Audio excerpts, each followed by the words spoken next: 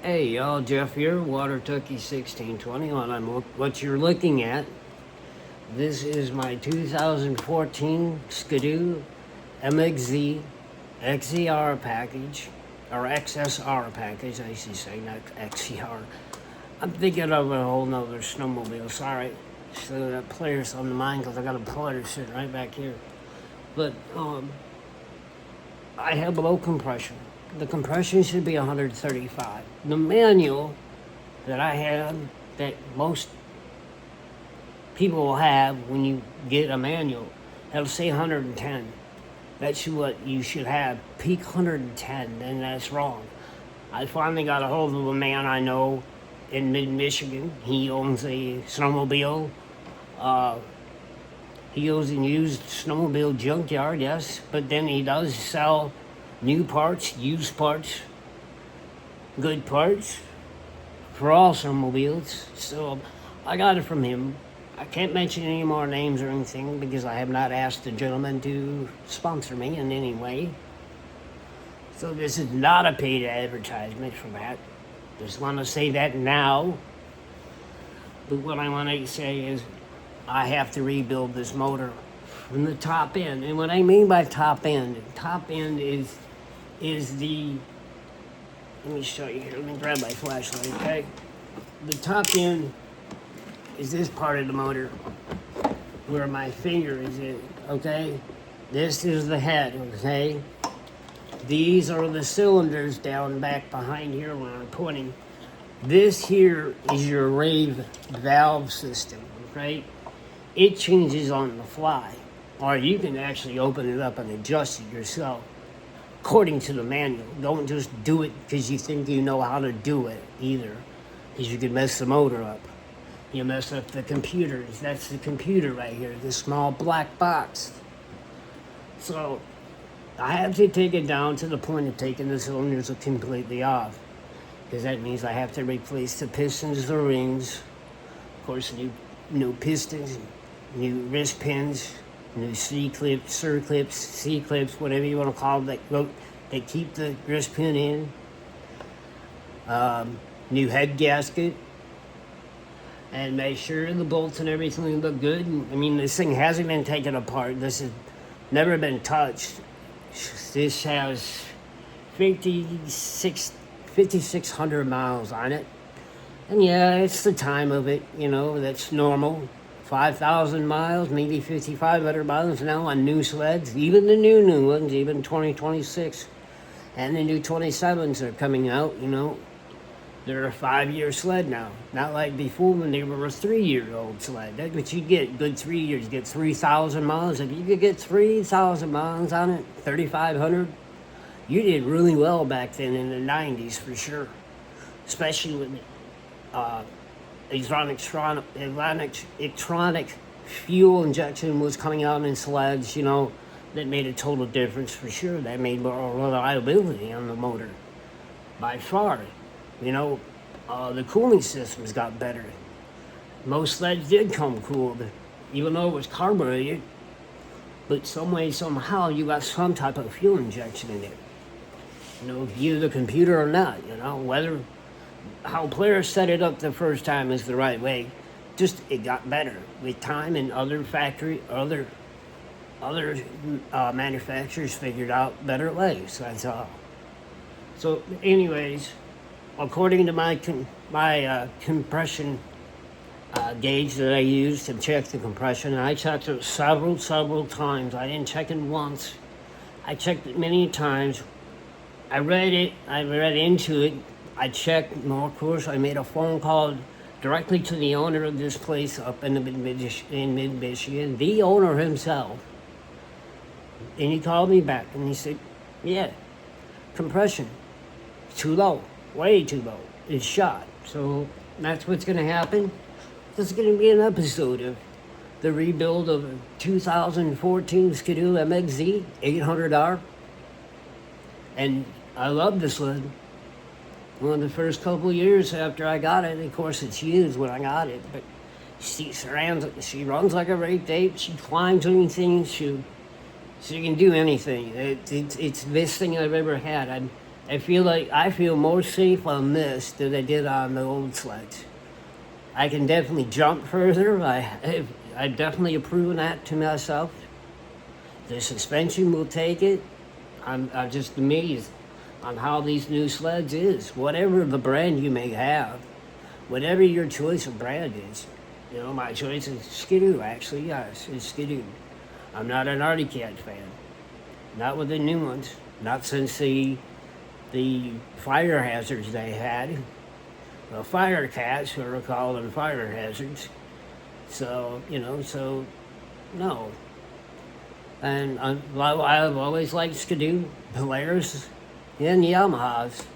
And eventually, one day, I'll get my other Yamaha back and you'll see it on here. And we'll be able to do a video about it. So, and that's the old 99 SRX 700 with the red-headed triple motor in it, which is the better motor.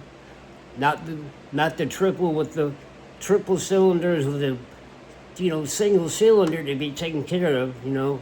One head works better than three heads, honestly. Yeah, I know, it sounds kind of stupid, doesn't it? But that's true.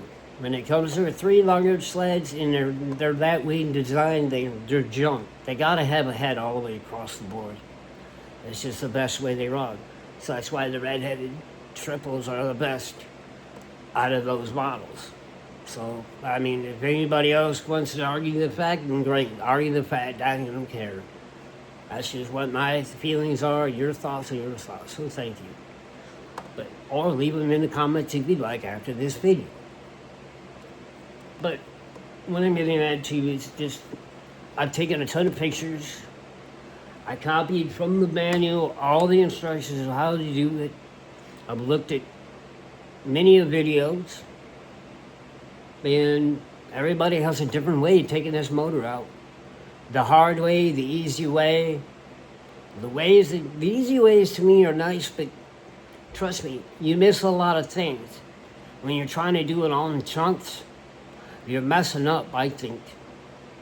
I'd rather get down to the brass tacks in the middle of it and learn it the right way, take it out the right way, do it the right things, make sure I'm labeling everything, making sure I know where everything goes when I have to come put it back together once I get the kit.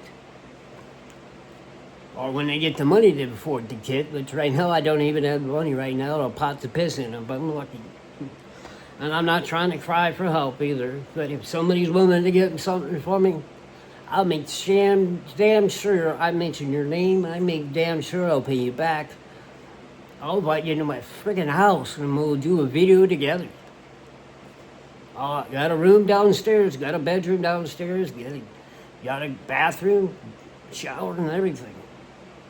It's the basement, and it's a cemented basement, the cemented old Michigan basement where it's nasty, cold, and musty and smelly. It's all concrete, everything is great. Just wide open spaces. So, yeah, if anybody knows where I'm at, looking me up on Google or whatever, you know where I'm at. And if you've done it, you already know where I live. Anyways, sorry for that invitation. I'm only saying if somebody really wanted to help out. That's all. Don't just come showing up and saying, hey, you said, yeah. If you're willing to help, then yeah. But other than that, I'm here to teach y'all the right way to do it. And that's what I'm going to do, okay? That's what I want to try to do for myself. It only makes me better if I don't know by seeing the ways people are doing it instead of cheating and going, okay, that's the way I'm going to do it. Now, I'm going to do it the way the book says and the way I want to do it. And the way I want to make sure everything is marked, labeled. I put stuff in the right spots. I don't fuck anything up. I don't miss a bolt, a nut, a screw, a washer, a spacer, anything. Gaskets or springs, you know, the gasket, yeah, gaskets. Gaskets are going to be replaced anyways. I mean, that's exhaust gaskets, head gasket for the carburetors, and then maybe a donut gasket for the exhaust while I'm at it, and cleaning up the exhaust, the manifold and everything, the springs, making sure I don't lose no springs, making sure the exhaust system over here is taken care of, making sure I get everything right.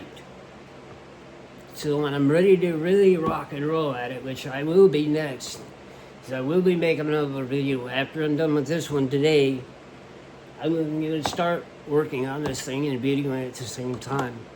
And I'm going to try to do the best I can. I'm not going to promise any perfection, because that's not what I'm not here for. I'm not here to be a perfectionist on anything, just to be a perfectionist on the way it's done properly and right. And that's part of me rebuilding myself too. Not just in the sickness of rebuilding being low sodium, or it's called hyponatremia. For any of you medical experts out there, that is low sodium. And I'm a chronic person of that. I know it's chronic, right? Yes, smoke chronic too. Anyways, so I'm here to entertain too. So I just want y'all to know I thank you all for watching, paying attention, giving me feedback on what you want to see from me, what you want to hear from me, and what I want to give back to you all. So I will keep you all informed. I will keep you up to date. This would be an episode. This is episode 1, the beginning of the rebuild. Tear down, rebuild. You get the story. Tear it down, talk about it, rebuild it back up. Just like myself and just like anybody else can do. Rebuild yourself back up. You can do it. You just got to believe in it. It can be done. Don't forget, y'all. Love y'all. Thank y'all for liking and subscribing. And don't be afraid to hit that button. Go ahead, hit subscribe. You don't have to hit all. You can put personalized, or you can put it whenever you want, however you want. Just subscribe. You know, doesn't cost me nothing, doesn't cost you nothing. So thank y'all. Have a great rest of your day. I hope y'all ask and get what you need and want from this day forward. Thank you.